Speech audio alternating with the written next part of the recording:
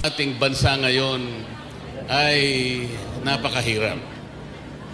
Napakataas po ng presyo ng bilihin ngayon, lalong-lalo na po ang pagkain. Natanong ko nga po yung isang lugar kamakailan dyan sa Bulacan, magkano na po ba ang 1 kilong bigas ngayon? Magkano na po?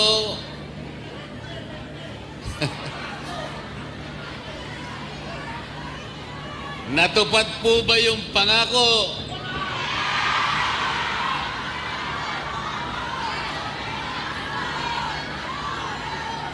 Ang presyo po ba o singil ng kuryente ngayon ay mababa sa ating bansa?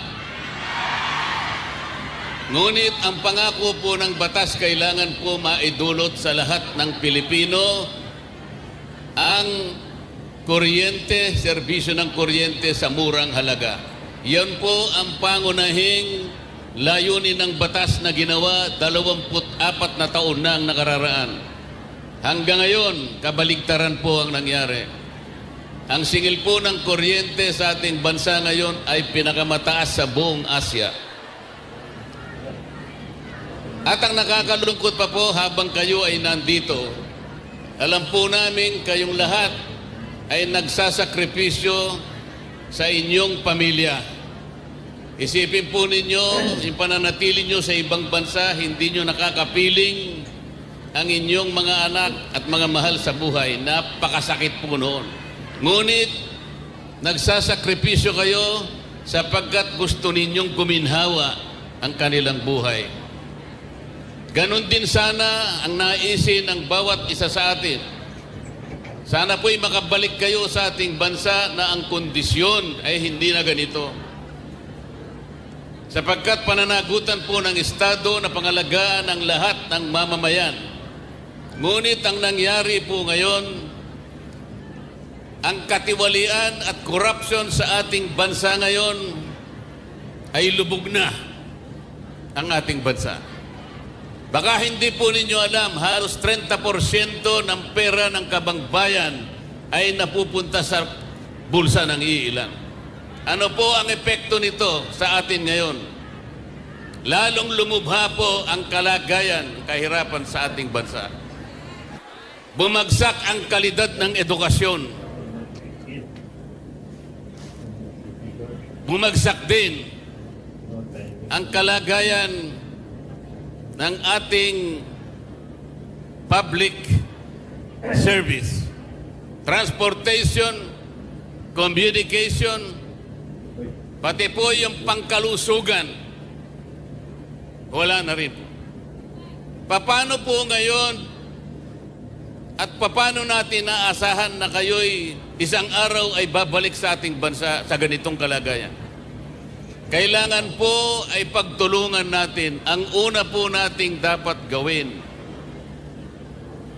ay pakaingatan natin ang mga boto natin sa susunod na eleksyon. Malapit na po yan. Malapit na po yan.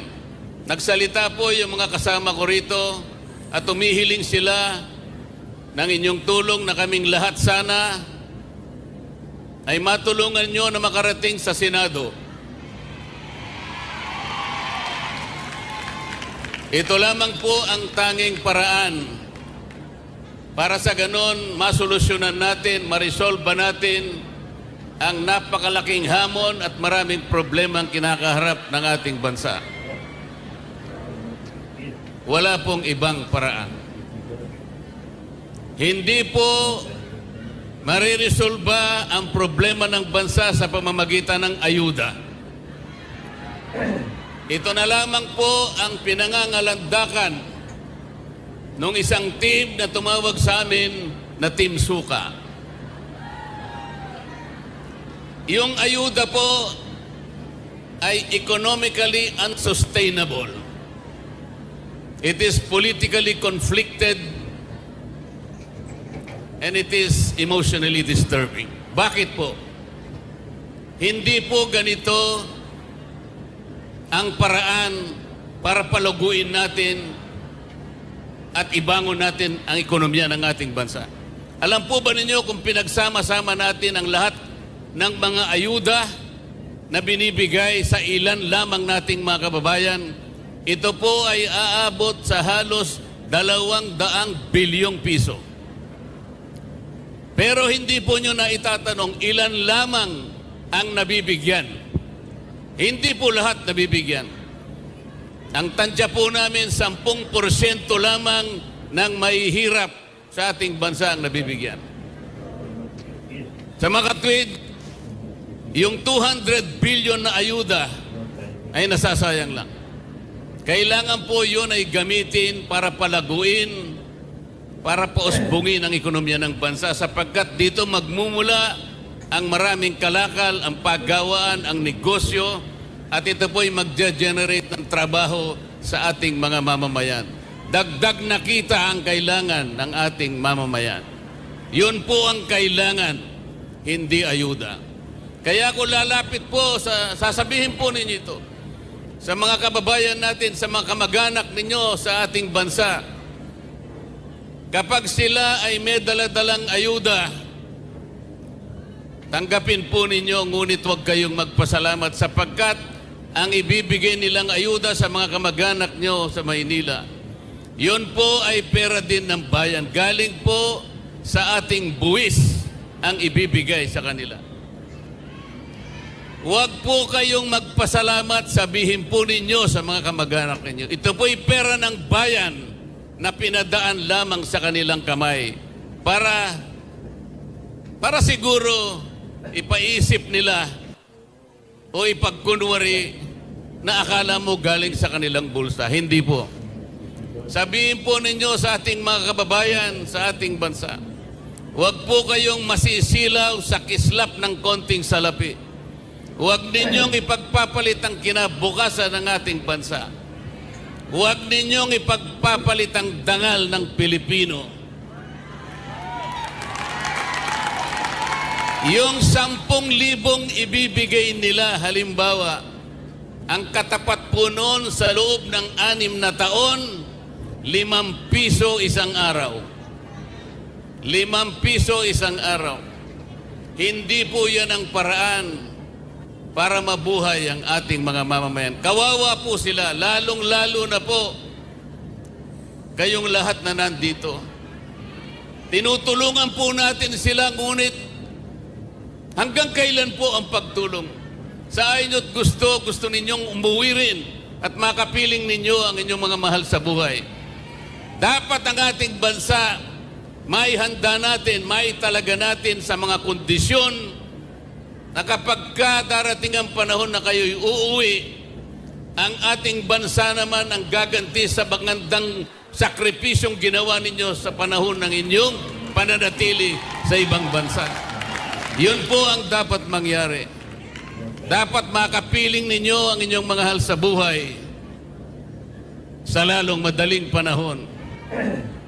At sa pangangalaga ng isang bansa na nandun po lahat ang biyaya, kayang-kayang mabuhay ng marangal at disente ang ating mamamayan.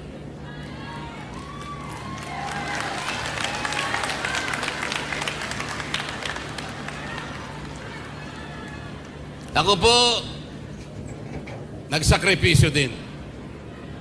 Dahil po sa aking kagustuhan na maitanghal natin ang katwiran at ang mga tuntunin namin sa House of Representatives. Nagalit po lahat sa akin, ang lahat ng leaders ng House of Representatives sa pangunguna po ng aming speaker. Ayaw kong sumali noon sa paghihiring, sa pagdinig sa prangkisa ng SMNI sapagkat mali ang kanilang gagawin. Doon po unang nagalit sa akin ang leadership ng House of Representatives. Lalong-lalo na po nung dumating ang Quadcom. Lalong mali sapagkat walang gagawing mabuti kung hindi usigin, i-prosecute, i-persecute ang dating Pangulo ng Republika. Sa galit po nila sa akin, tinanggalan, hinubaran ako lahat ng committee. Pati po yung aking memberships sa Commission on Appointments, tinanggalan po ako lahat. Pati po ang allowances na dati binibigay po nila sa akin, tinanggal na rin po. At ang higit na nakalulungkot po, pati yung pinadadaan ng mga guarantee letters na pampagamot sa mga may sakit, pinris pa po nila. At sa palagay po nila ay mapaparusahan nila o hindi po. Ang pinarusahan po nila, mga kababayan natin gusto nating ipagamot at makabili ng gamot. Ganyan po ang klase ng namiminuno sa House of Representatives ngayon. Pagsamasamahin po ninyo yung boses ninyong lahat, pag isang tinig tayong lahat, ipaalam natin hanggang sa Tacloban kung sino yung tao na yon na may kinalaman sa pagpapahirap ng ating bansa. Katapos-tapusan, makikiusap kaming lahat. Sana po, lahat ng mga kasama ko po sa PDP Laban. Kahit na kami po'y pinaglihilang sa suka, pagtiyagaan nyo na po kami. Ngunit sinasabi namin sa inyong lahat, kaming lahat ay may asim. Hindi po kagaya ng kabila, na hindi ko na alam kung ano ang amoy nilang lahat.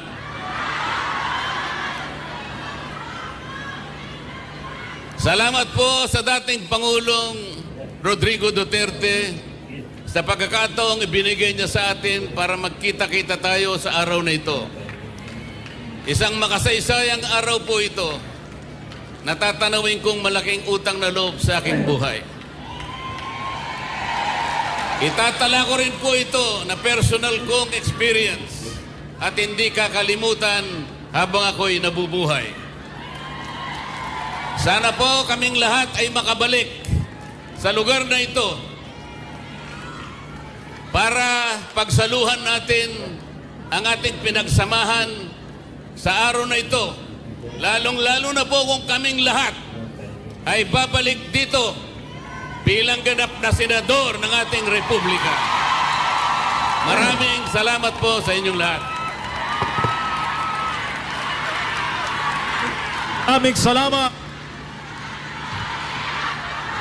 Kailangan po mabigyan ng pondong matibay ang para sa edukasyon ng kabataan.